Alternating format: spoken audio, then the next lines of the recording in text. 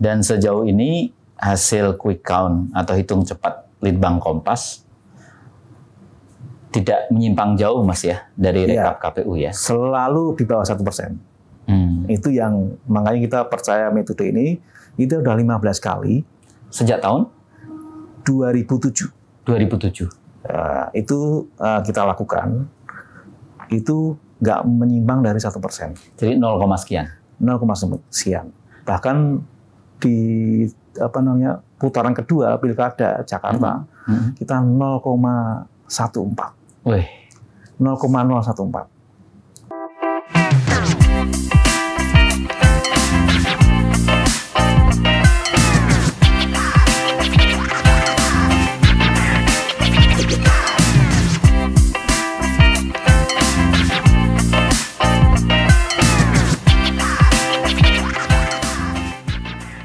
Kita berjumpa lagi di Polantas, podcast lantai 17, Menara Kompas Palmerah, Jakarta. Podcast ini adalah ruang untuk membahas berbagai hal inspiratif dengan narasumber menarik agar kita mendapatkan pengetahuan yang lebih baik untuk kehidupan bangsa dan negara. Kali ini di Polantas kita akan membahas tentang quick count terkait dengan pemilu 2024. Tentu saja ini adalah tema yang sedang panas, masih hangat-hangatnya. Kita ingat, pada hari Rabu 14 Februari 2024, rakyat Indonesia berbondong-bondong ke TPS, menggunakan hak suaranya untuk memilih pemimpin nasional. Itu terjadi pada pagi sampai siang hari. Pada hari yang sama, sekitar pukul 3 waktu Indonesia bagian Barat, sejumlah lembaga kemudian merilis quick count atau hitung cepat. Quick count ini kemudian berangsur-angsur dihitung sampai malam hari dan akhirnya menghasilkan data hitung cepat sementara yang menjadi pegangan kita semua. Salah satu lembaga yang mempersembahkan quick count adalah Litbang Kompas. Litbang Kompas sudah lama berkecimpung dalam dunia quick count dan survei tentang pemilih terkait dengan pemilu. Kompas juga memiliki reputasi yang baik karena hasil quick count-nya tidak selisih jauh dari hasil resmi rekapitulasi KPU. Untuk itu, kita akan ngobrol-ngobrol tentang apa itu quick count bersama Litbang Kompas. Telah hadir bersama kita Mas Ignatius Kristanto. Beliau adalah General Manager dari Litbang Kompas. Selamat siang, Mas Kris. Selamat siang, Pak Mas Ilham. Selamat siang, pemirsa. Ya, gimana? Sudah mulai mereda capeknya setelah berjibaku dengan quick count? Iya, setelah sekian lama kita sudah 100% ya. Agak lega sekarang. Tinggal nunggu KPU pengumuman ya.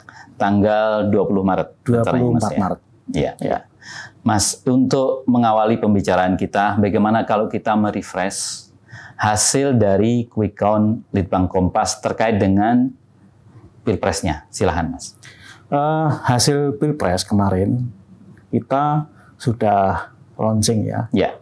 Hasilnya mungkin semua sudah pada tahu, sekitar 58% untuk pasangan 02. Oke. Dan langsung satu putaran, itu kita umumkan sudah ya.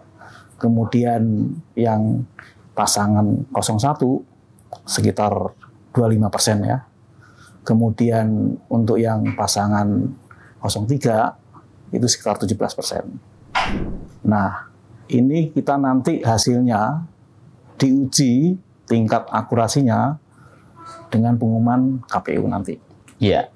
Dengan hasil itu artinya Pilpres akan berlangsung satu putaran, itu sudah pasti, Mas ya? Satu putaran sudah pasti, karena sudah melebihi ketentuan di aturan ya. Ya. Undang-undang pemilu kan 50% ke atas lolos. Itu yang kedua adalah merata. Di 20 provinsi kira-kira itu dapat 20%. Nah, itu sudah terpenuhi itu kalau lihat dari data quick count kemarin kita. Gitu. Ya. Dan kita juga membaca, melihat ternyata hasil survei yang dikeluarkan oleh Litbang Kompas itu kurang lebih sama ya dengan beberapa lembaga survei. Saya ingin sebut misalnya indikator, carta politika, SMRC, Populi Center, dan lain sebagainya. Pertanyaannya, kok bisa sama Mas ya? Apakah ada kesepakatan atau bagaimana? Ya, memang gini, di luar kan ada, wah ini udah setting sama-sama, dikontrol, sehingga semuanya sama.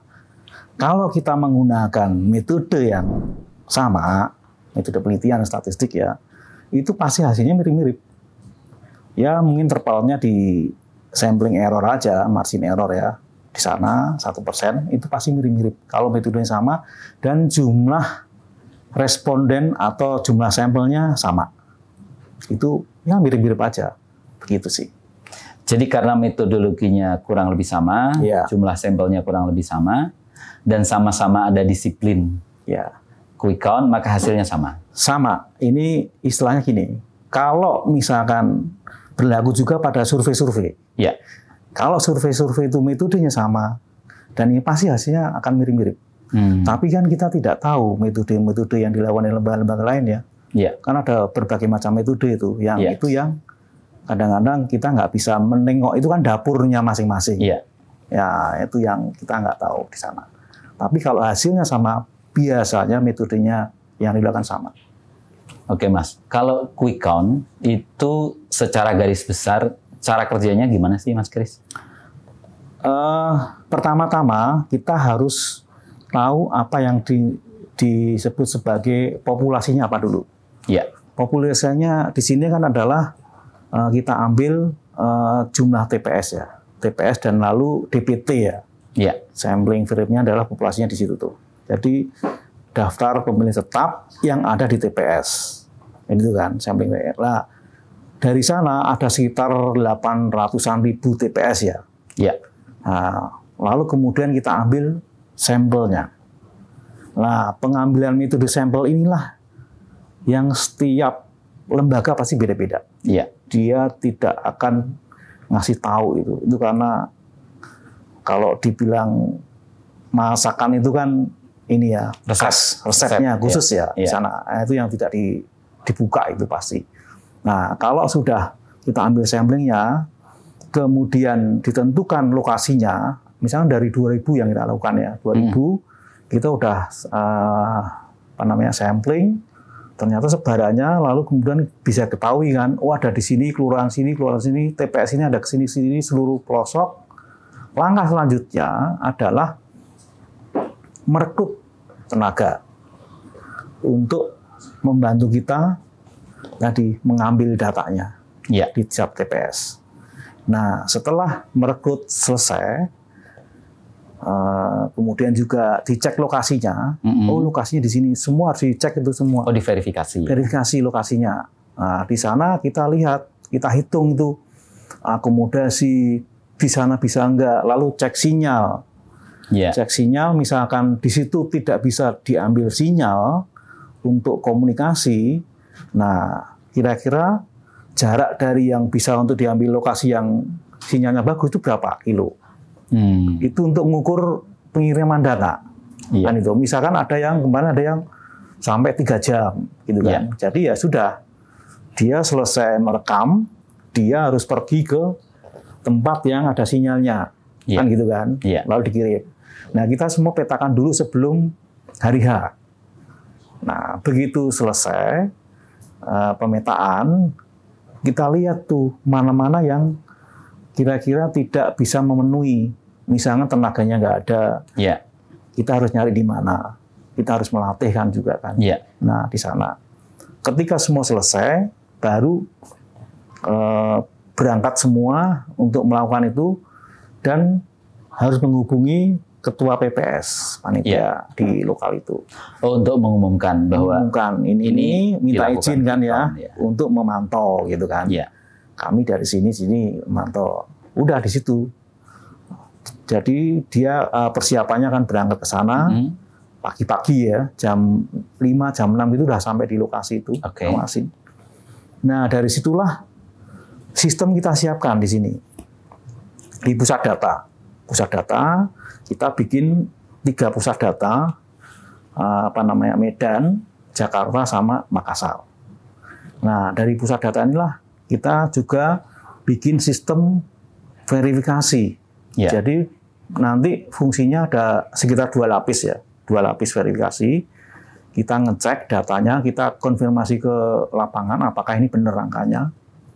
Kemudian cek kedua adalah kita menghubungi ketua panitianya, PPS-nya. Apakah benar data ini yang dari keluar dari itu?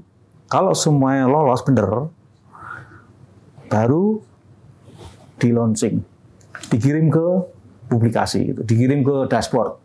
Pengumpulan data Dashboard untuk ditayangkan secara langsung real time. Mas Kris, bagaimana caranya sampel yang sudah ditetapkan oleh Litbang Kompas itu betul-betul merepresentasikan populasi dari pemilih? Kita ambil dari nasional ya. Ya. Jadi gini, sampel ini harus merepresentasikan nasional, ya, bukan daerah, ya, gitu kan. Beda lagi itu nanti. Kalau nasional itu biasanya sampel 1.000 sampai 2.000 TPS itu sudah cukup akurat, ya, gitu ya. Tergantung margin L, lah. Kalau 2.000 kan sudah 1% tuh, gitu kan. Itu. Nah, di sanalah representasi dari nasional, bukan lokal. Gitu, itu yang membedakan ininya. Jadi nasional. Jadi kalau kita bicara apakah bisa diambil nanti per wilayah ini adalah representasi dari kabupaten ini atau dari provinsi ini, nggak bisa. Karena kita ngambilnya adalah nasional. Kalau nanti representasi mewakili dari lokal, misalnya kabupaten ini, ya beda lagi. Kita harus ngumpulin sampel di situ sebanyak berapa di kabupaten itu. Jadi ini sifatnya nasional. Jadi kalau ditanya apakah ini representasi lokal, enggak. Tapi ini representasi nasional. Ibaratnya gini, Mas. Kita mempunyai sebuah masakan sayur ya. Sayur ya. Itu kan kita cukup hanya mengambil satu aja. Kita cicipin, oh enak ini, gitu loh. Itu kan representasi semuanya. Iya. Begitu. Itu yang gambaran sederhananya seperti itu. Iya. Sampel itu. Tapi kan sayur itu misalnya satu kuali kan rasanya sama. Iya, iya. Sementara kalau TPS, setiap TPS kan punya rasa yang berbeda. Iya. Nah, bagaimana menentukan TPS ini yang diambil sampelnya, bukan TPS yang lain? Nah, makanya metode sampling itu kan sebenarnya kan kayak acak ya. Acak itu gini, kita tidak boleh intervensi.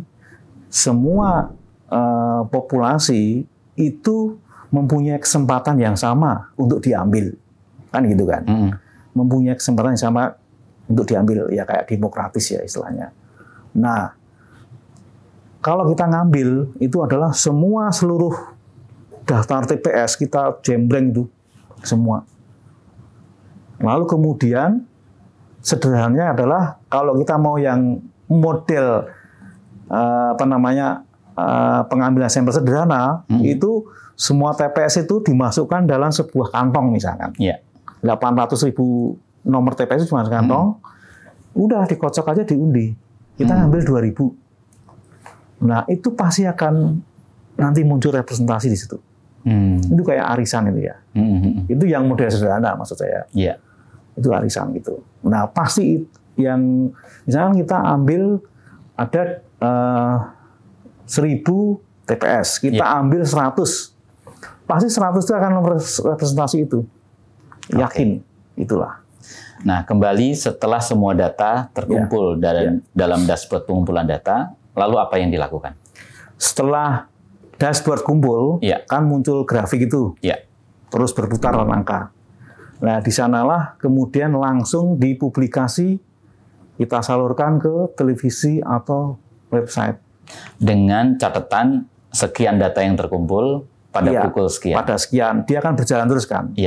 Nah, berjalannya pasti dari Indonesia Timur tuh. Kemudian Indonesia Tengah, baru kemudian ke Indonesia Barat sesuai waktu. Nah, kalau Indonesia Timur berarti sudah jam 11 itu udah mulai muncul. 12 gitu ya. 12 sudah mulai muncul. di sini ya Indonesia Barat kan 12 tuh udah mulai muncul. Tapi karena aturan KPU kan nggak boleh. Nah, kemarin ada pertanyaan tuh, kenapa tiba-tiba jam 3 begitu diumumkan sudah 50%? Kayak seolah ini apa-apaan ini gitu kan? Iya. Kaget. Nah, karena sudah berjalan sebenarnya sejak jam 12 begitu. Ya. Nah, dengan metode itu artinya tingkat akurasi quick count itu berapa persen? Tergantung jumlah sampel. Kalau yang kita dilakukan ngambil 2000, Litbang Kompas kemarin ya, 2000 kan? 2000. Itu sekitar 1%. Gitu. Jadi kalau nanti simpangannya dengan KPU yang diumumkan lebih dari 1%, berarti ada persoalan. Maksudnya margin of error-nya 1%. Artinya akurasinya 99%. Iya, enggak, 99 tingkat kepercayaan. Tingkat kepercayaan. Iya. Ya. Kalau nanti lebih dari 1%, misalkan selisihnya ya, berarti ada sesuatu nih, baik di metode kita maupun di KPU-nya, gitu kan. Itu nanti jadi ini lain lagi itu, bahan evaluasi itu. Gitu. Dan sejauh ini hasil quick count atau hitung cepat Litbang Kompas tidak menyimpang jauh Mas ya dari rekap KPU ya. Selalu di bawah 1%. Itu yang makanya kita percaya metode ini itu udah 15 kali. Sejak tahun 2007. Itu kita lakukan. Itu nggak menyimpang dari 1%. Jadi 0, sekian. 0, sekian. Bahkan di putaran kedua Pilkada Jakarta kita 0,14. Wih. 0,014. Itu yang prestasi ya. Keren itu ya. Iya, presisi banget itu. Karena semua TPS bisa diakses dengan mudah. Dengan mudah. Tepat waktu ya. Tepat waktu. Dan yang kedua, ini juga tergantung wilayahnya. Kalau wilayahnya semakin bercampur, kayak Jakarta ya. Iya. Kayak di Kuali itulah. Campur. Maka representasinya akan semakin. Betul. Kayak masakan kan dudek-dudek gitu. Sehingga bercampur. Itu masyarakat Jakarta kayak gitu. Kita ngambil sini akan presisi. Tapi kalau seluruh Indonesia, karena ada, etnis ini kelompok ke sini, ini itulah yang agak susah. Kalau dalam survei, itu kan margin of error-nya sekitar 2,5% Mas ya?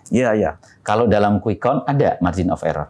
Ada. Berapa persen? 1% itu? Karena 2000. Kalau survei kan biasanya kita kan 1000-an. Ya. 1000-an kan 2%. Begitu.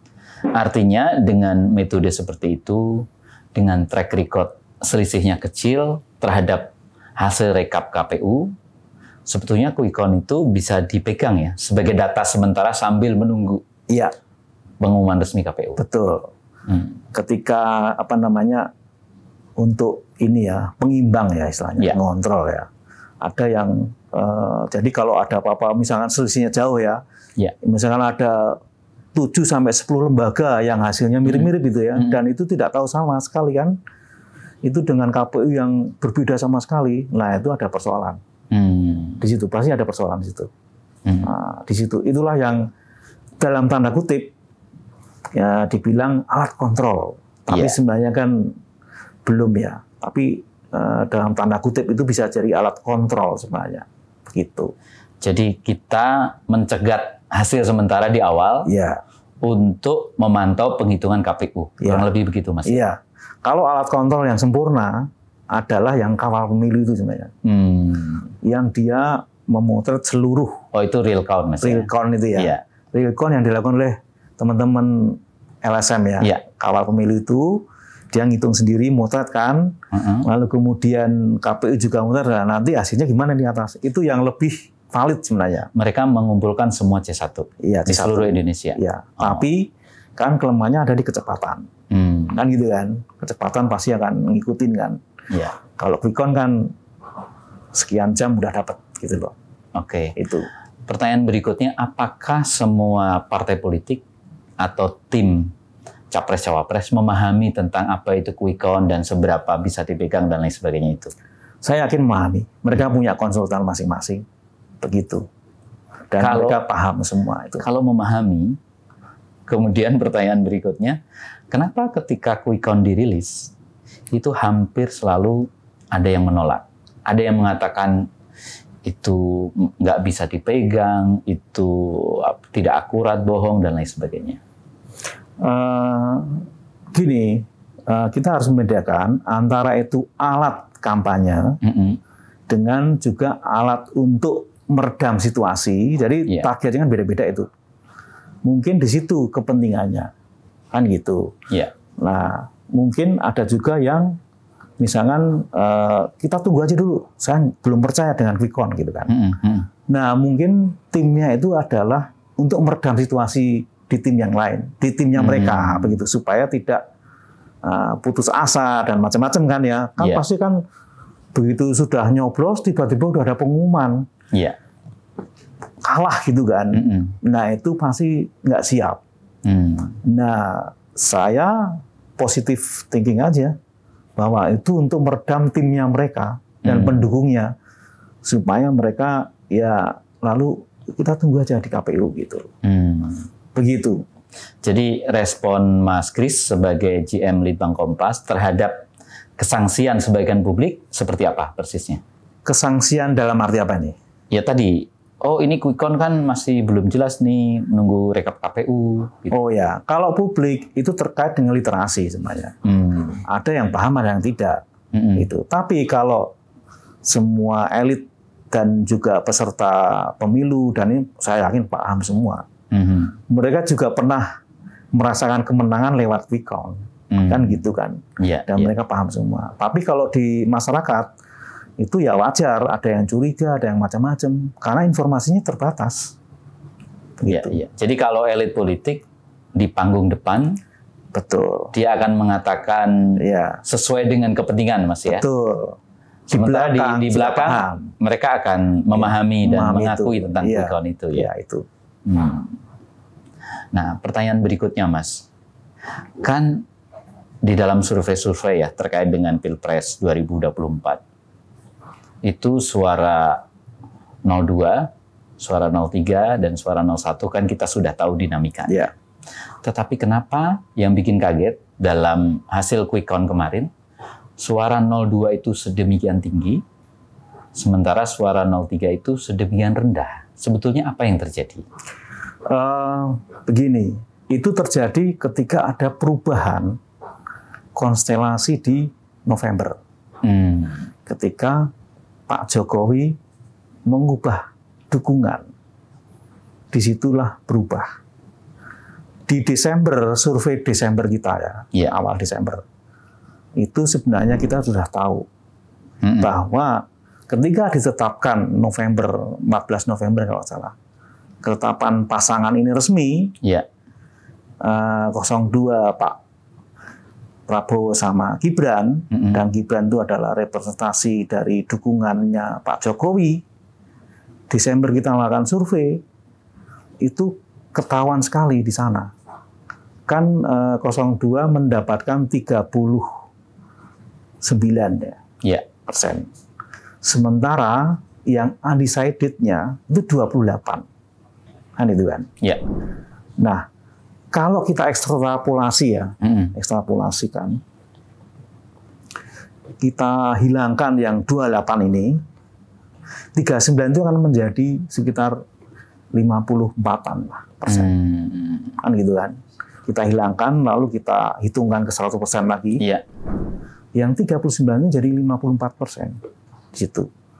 Kita udah bisa ngukur di sana. Kalau mau ini bisa satu putaran. Itu survei Desember.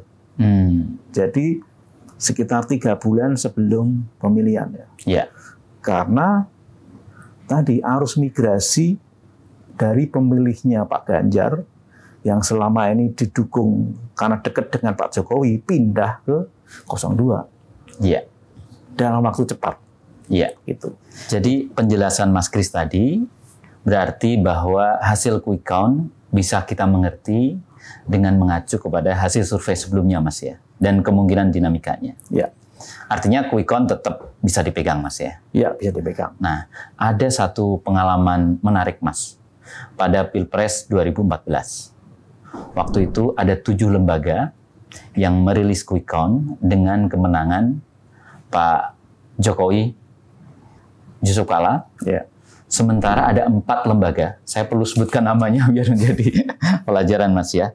Puskaptis, IRC, LSN, dan JSI yang memenangkan Pak Prabowo Hatta Rajasa. Ya. Kemudian pada saat KPU mengumumkan rekapitulasi resmi, ternyata yang unggul adalah Pak Jokowi Yusuf Kala. Bagaimana Mas Kris melihat fenomena ini? Dibedakan antara quick count untuk mengontrol hasil pilpres, Ya. KPU dalam hal ini ya, Indonesia KPU, sama quick count dipakai untuk alat kampanye. Nah, posisi itu saya menduganya dipakai untuk alat kampanye, sehingga untuk mengimbangi quick count yang lain yang menggunakan metode yang lebih ini ya itu dan lebih independen di sana untuk perang dalam ini aja opini, Ya. merebut opini aja di situ. Apakah Mas Kris ingin mengatakan bahwa 4 lembaga tadi adalah quick count bayaran begitu?